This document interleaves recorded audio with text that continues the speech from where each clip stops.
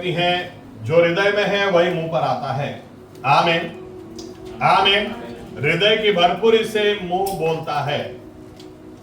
इसलिए हृदय में क्या है वो कोई देख नहीं सकता, लेकिन मुंह से क्या निकलता है उससे पता चल जाता है कि हृदय में चल क्या रहा है। आमीन आमीन।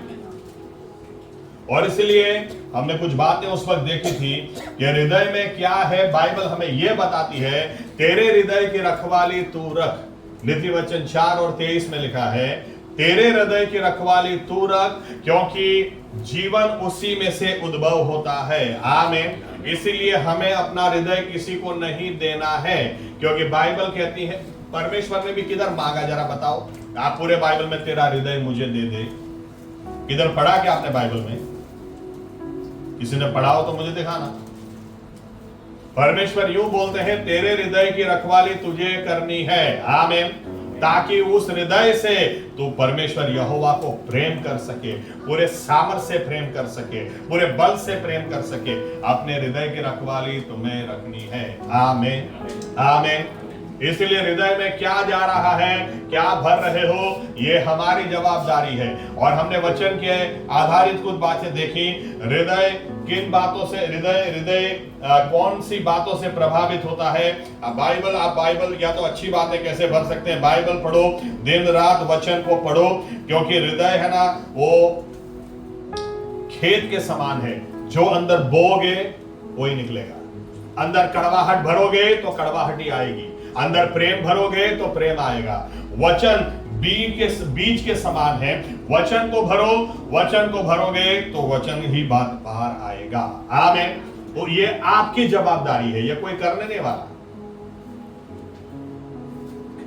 परमेश्वर ने आदम को पूछा, तूने फल खाया है क्या? आदम ने बोला, औरत ने तूने जो दी उसने खिलाया। अरे उसने मुंह में भी ठूसा होगा तो भी चबाया तो तुमने होगा ना। आमीन आमीन। छोटा बच्चा होता उसको भी ऐसे करके मां खिलाती है, लेकिन फिर खाना तो चबाना तो उसको पड़ता है ना। आमीन।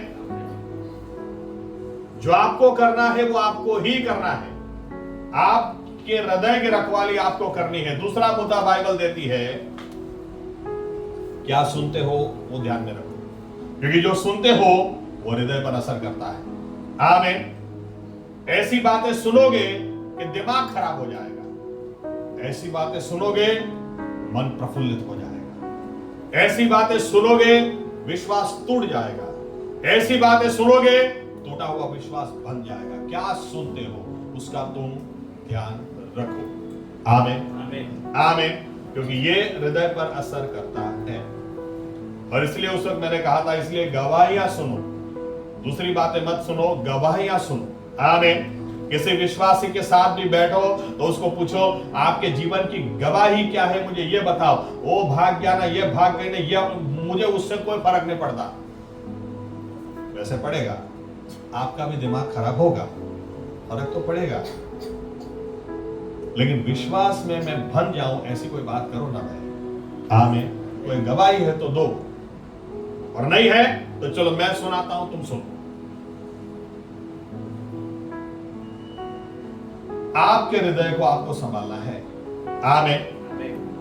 यहां पर एक स्टेप आज हम आगे बढ़ते हैं। आपके हृदय, आपका हृदय आपकी जवाबदारी है। आमीन आमीन।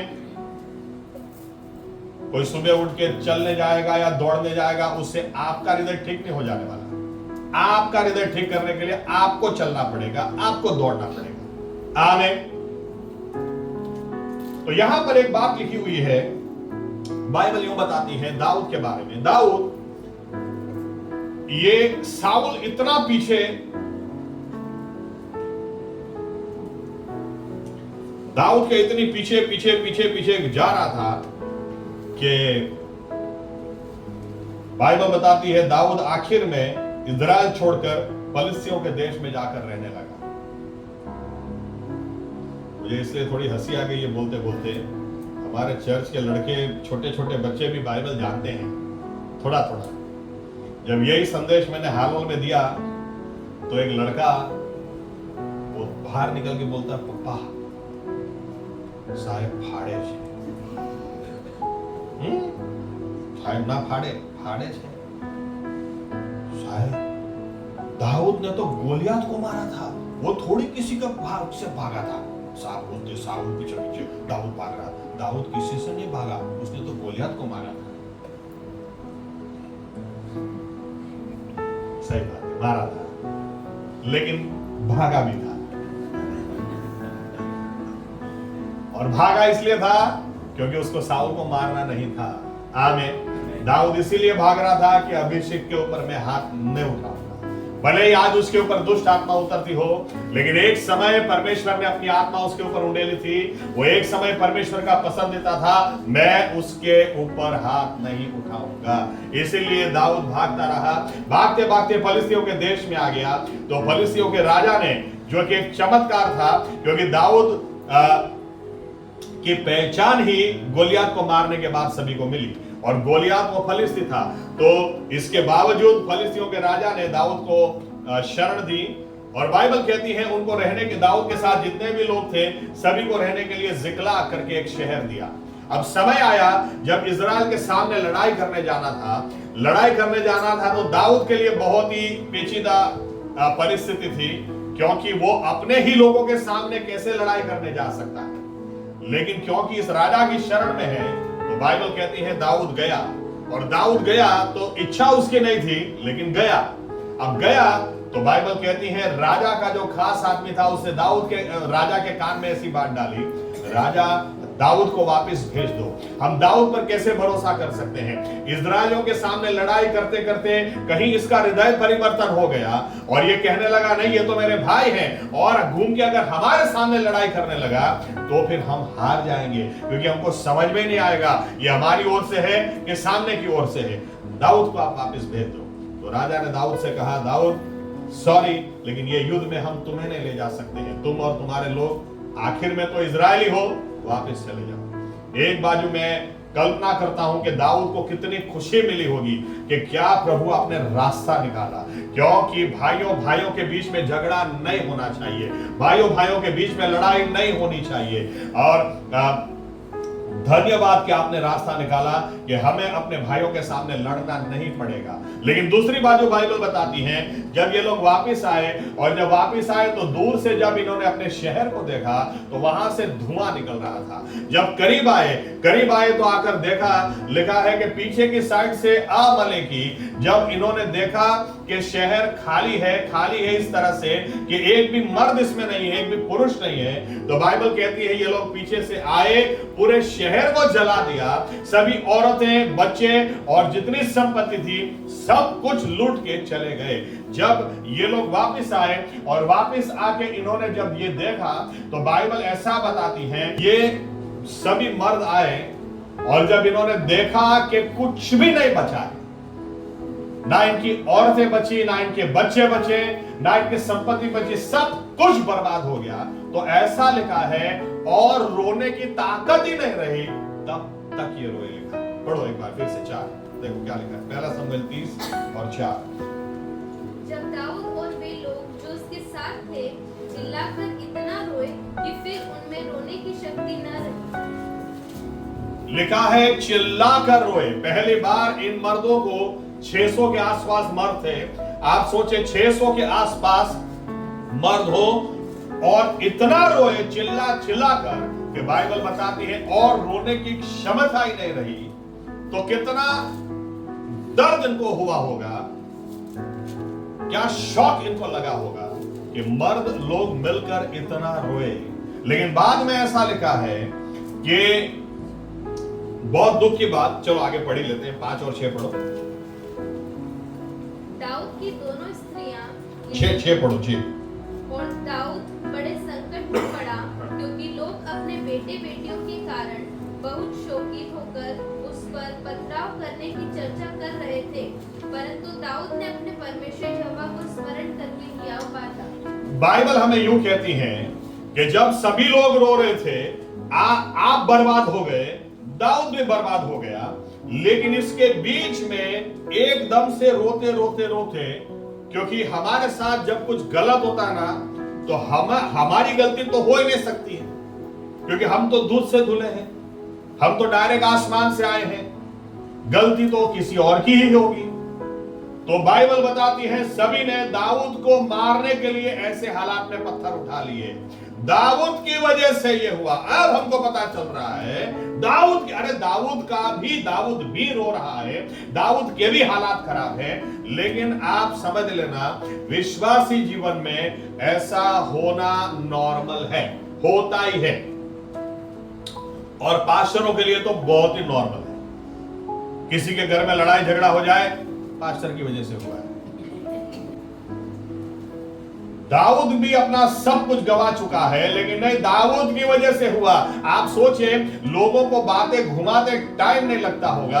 रास्ते में जब ये लोग वापस लौट के आ रहे थे तो बोलते होंगे रास्ते में, दाऊद की वजह से हमें अपने भाइयों के सामने लड़ना नहीं पड़ा, दाऊद की वजह से हमको छुटकारा मिल गया, बहुत बड़ा टेंशन दिमाग से हट गया, धन्यवाद। और थोड़ी ही देर में दाऊद की वजह से ये हुआ है, इसको मार दो। मारने के लिए पत्थर उठा लिए।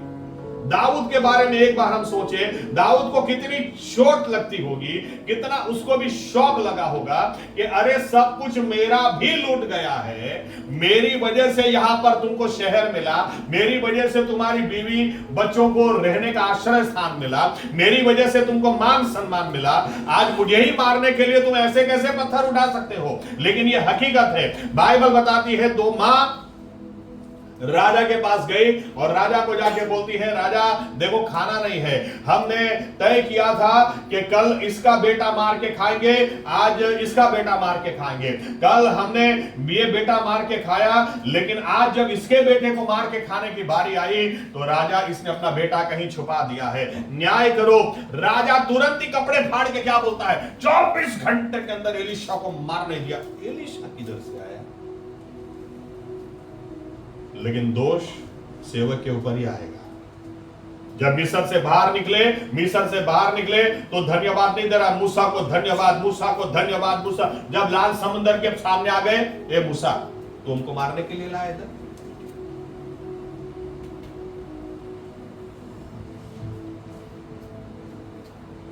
आप भी अगर विश्वासी हैं तो ध्यान में रखना, घूम फिर के बात आपके ऊपर ही आएगी ही।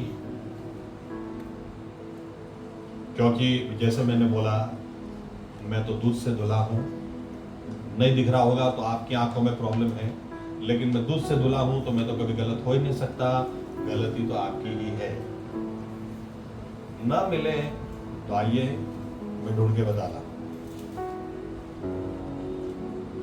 आज बाइबल हमें बताती है शैतान का सबसे बड़ा हथियार आक्षेप, दोष देना है। दिन रात वो भाइयों को दोष देता है, दिन रात। और उसकी सहायता कौन करते हैं? विश्वासी। शैतान तू अकेला नहीं है, तू चिंता मत कर, मैं हूं ना तेरे साथ, किसके ऊपर दोष लगाना है, मैं तुझे साथ दूंगा, दिन रात मैं तेरी सहाय करूंगा। हाँ,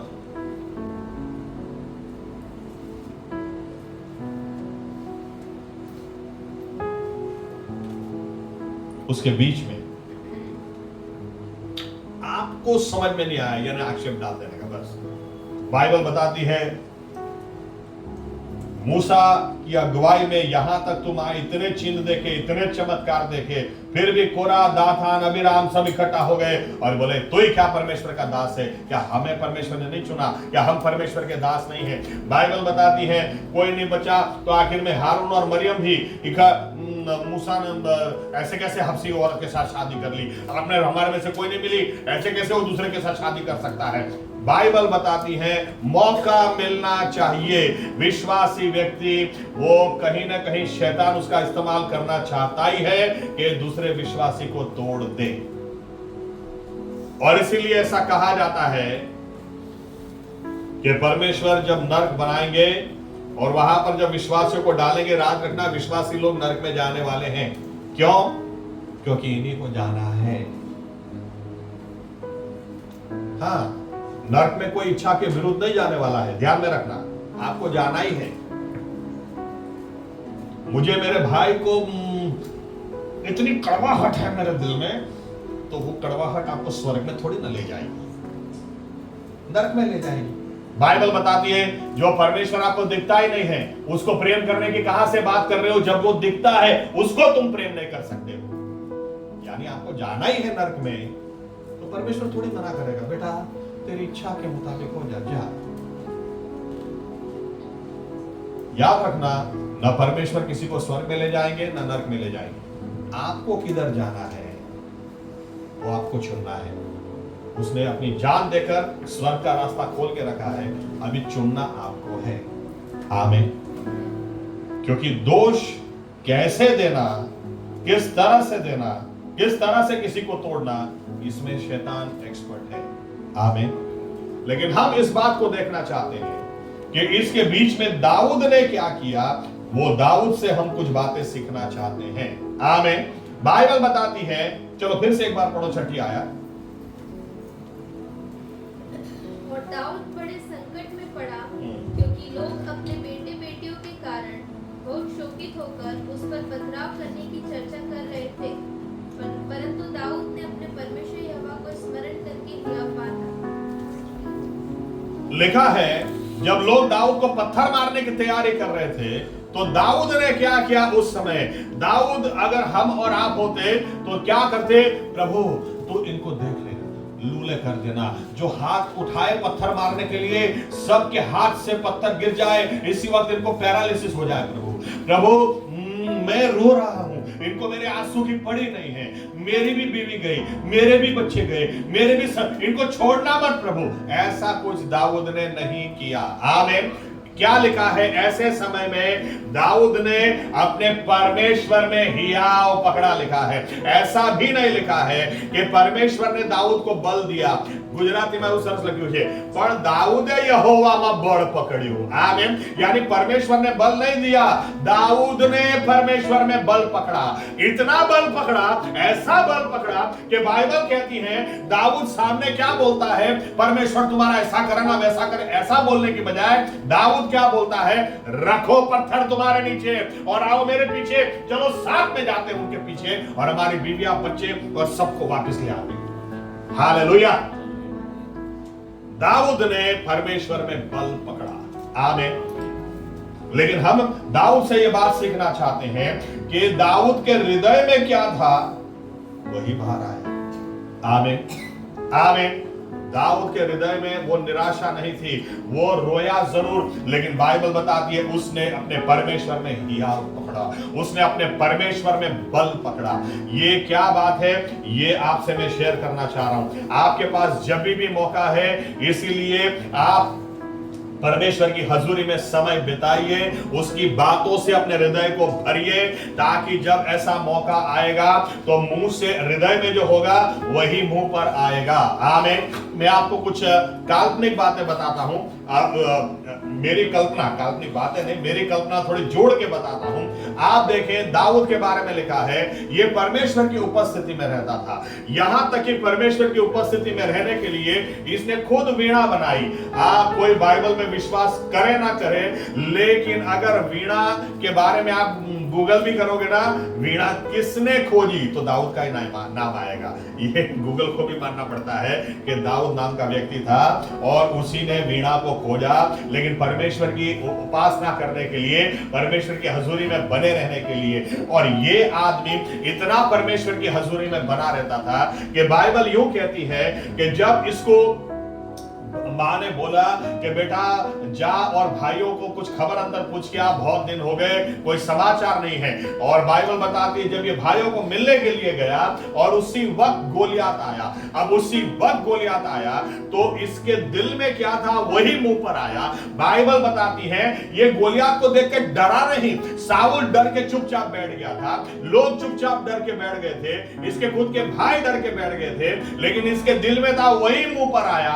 एकदम से दाऊद बोलता है ये कौन है खतना रहित फिलिस्ती जो परमेश्वर के सैन्य को ललकार रहा, मुझे भेजो मैं मार दूंगा। बोलता है इसके दिल में था वही मुंह पर आया। इसके दिल में डर था ही नहीं, क्योंकि इसके अंदर, हृदय के अंदर इसने परमेश्वर और उसकी बातों को भर के रखा था। बाइबल बताती है साउल राजा आप सोचो, साउल राजा के पास जब ये बात गई और दाऊद को बुलाया, साउल उसको देखकर यूं भी नहीं बोलता है हाय दाऊद क्या बात है यार, बहुत दिन के बाद। क्योंकि साउल दाऊद को जानता था।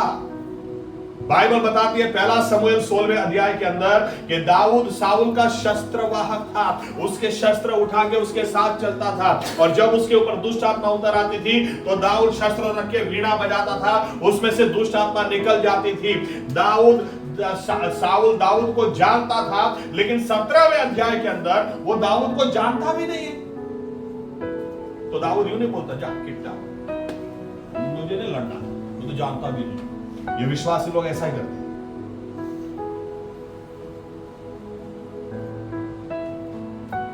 दाऊद यूं भी नहीं बोलता साउल कुछ याद आ रहा है, नहीं नहीं मुझे नहीं पड़ी, मेरे दिल में ये बातें नहीं है, परमेश्वर की बात है।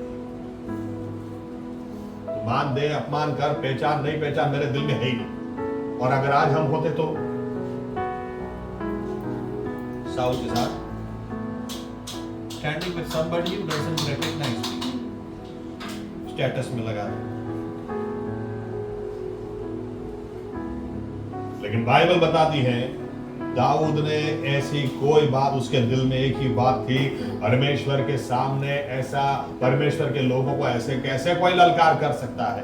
बाइबल कहती है साउल ने उसे कहा दाऊद क्या तूने ऐसे किसी व्यक्ति को मारा है, क्योंकि ये तो बचपन से लड़ाकू है, बचपन से इस आदमी ने खून पर खून किए हैं, तू तो कभी ऐसे व्यक्ति के सामने गया ही नहीं है, लेकिन हृदय में होना वही मुंह पर आता है।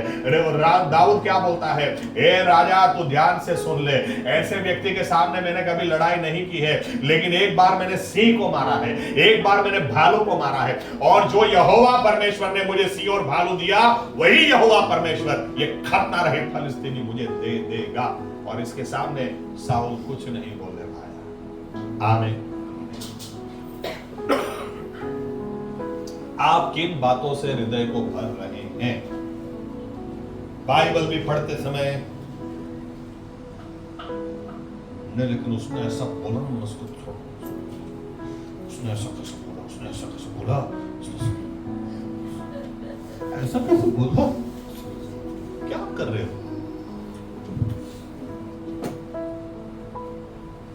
खड्डे में जाने के बाद दूसरा मौका नहीं मिलने वाला, मौका आज ही है।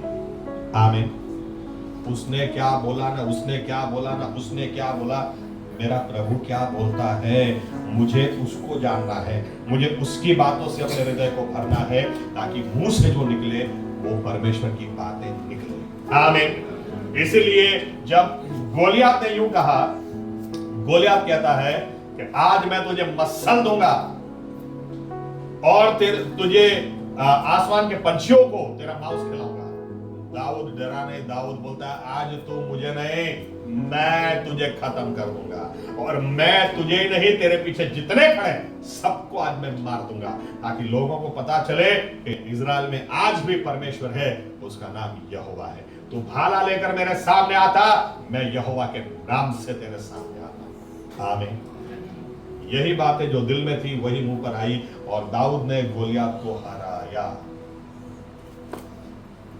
बाइबल यूं कहती है 12 लोगों को भेजा गया जासूसी करने के लिए।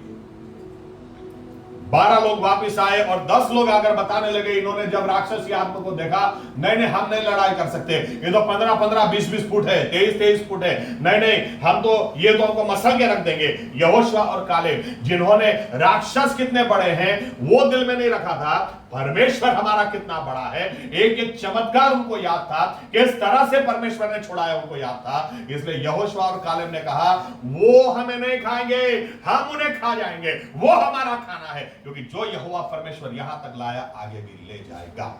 आमीन। समय है तो दिल में क्या भर रहे हैं, क्या देख रहे हैं, क्या पढ़ रहे हैं, क्या सुन रहे हैं।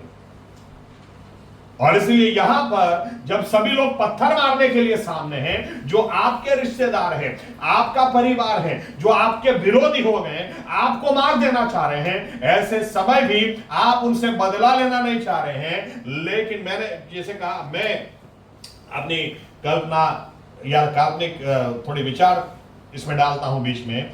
दाऊद के बारे में ऐसा लिखा है कि इसने यहोवा में हियाव पकड़ा, यहोवा में बल पकड़ा। यानी सबसे पहली बात इसने अपनी नजर परमेश्वर की ओर लगाई। इसने ये नहीं देखा कौन विरोधी हो गया, कौन पत्थर मारना चाह रहा, कौन खत्म कर देना चाह रहा। इसने अपनी नजर परमेश्वर की ओर लगाई। और जब परमेश्वर की ओर नजर लगाओ तो आपको हियाव कैसे मिलेगा, बल कैसे मिलेगा? परमेश्वर की बातों को मुंह से निकालो। आप परमेश्वर की आप खुद से बात करना सीखो, क्योंकि परमेश्वर की बातें हमको बांधती है। बाइबल कहती है प्रभु यीशु की बातें सुनने से ही विश्वास बढ़ता है। ये किसी और पर जवाबदारी नहीं दो।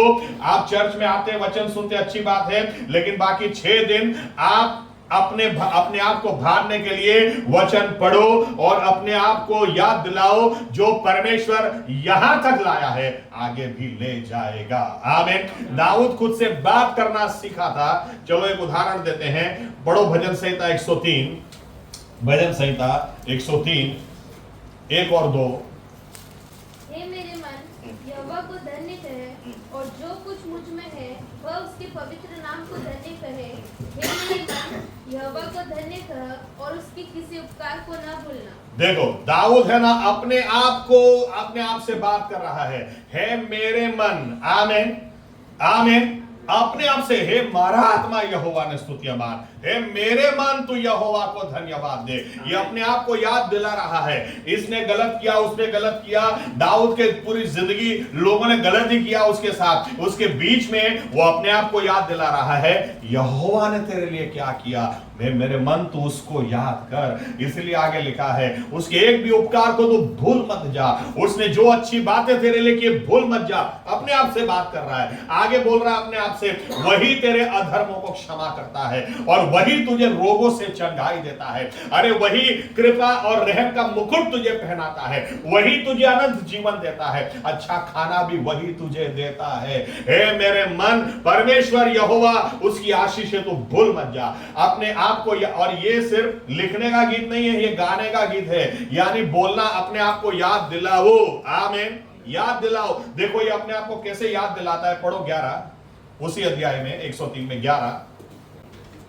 जैसे आकाश पृथ्वी के ऊपर ऊंचा है, वैसे ही उसकी करुणा उसके डरवैयों के ऊपर प्रबल है। 12 उदयाचल अस्ताचल से जितनी दूर है, उसने हमारे अपराधों को हमसे उतनी ही दूर कर दिया है। लोग याद दिलाना चाहते हैं कितना पापी है तू, कितना नालायक है तू, कैसे हो तुम, कैसी हो तुम। लेकिन दाऊद अपने आप को याद दिलाता है ये परमेश्वर जैसे आसमान पृथ्वी से ऊंचा है, उसका अनुग्रह, उसकी कृपा कोई हिसाब नहीं है। और उसने उस कृपा के अंदर पूर्व से पश्चिम जितना दूर है उतने दूर हमारे गुनाह हमसे किए हैं। वो अपने आप को याद दिला रहा है। 13 में देखो अपने आप से वो क्या बोलता है। जैसे पिता अपने बालकों पर दया करता है, वैसे ही यहोवा अपने डरवैयों पर दया करता है। हालेलुया।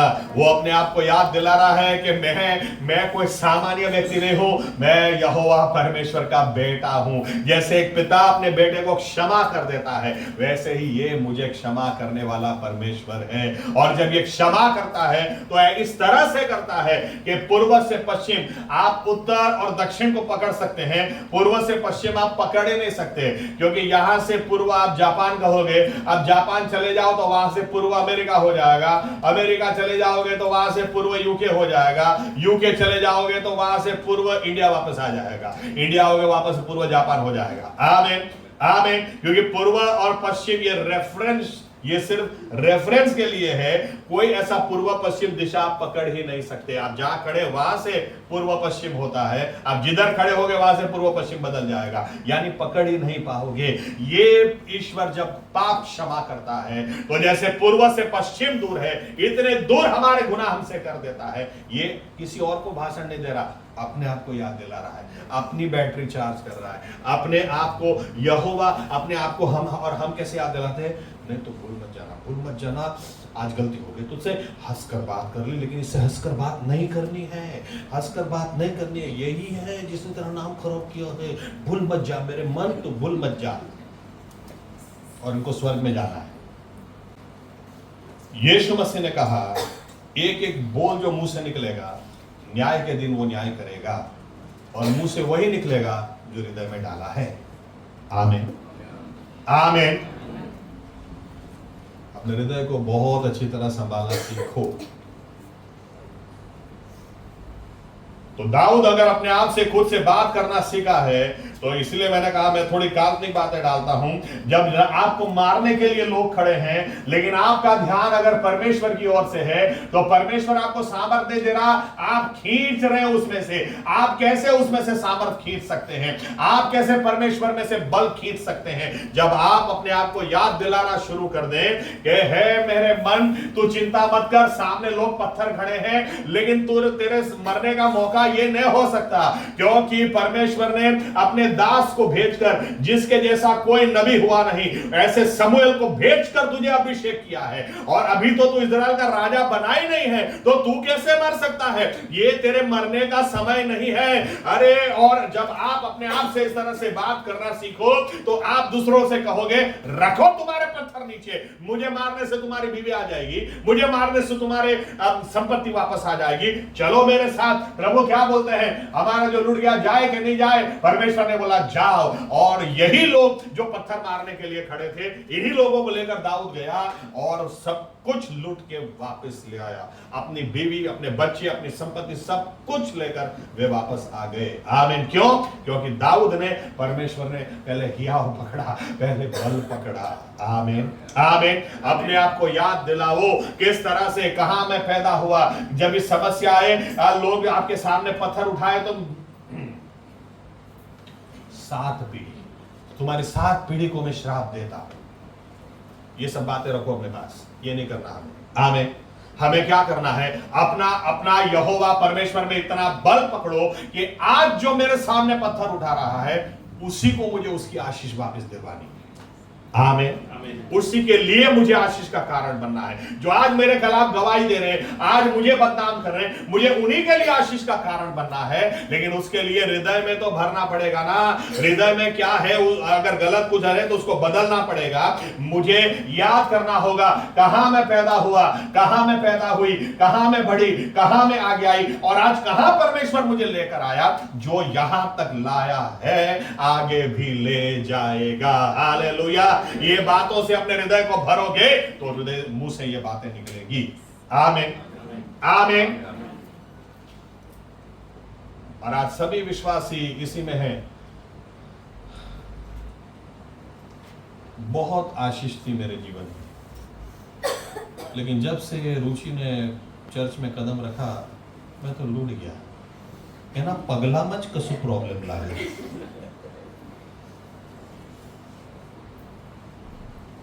प्रॉब्लम इधर है, हृदय में क्या भरा है वही मुंह पे आता है। आमीन आमीन।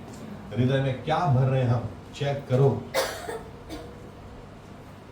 और हर समय हमारे पास मौका है कि हम हृदय में वचन को भरे, गवाहियों को भरे, और हमारा परमेश्वर कैसा है इतना भरे, ताकि मुंह से सिर्फ उसी की बात निकले ऐसा ही नहीं, लेकिन हमें बल मिले।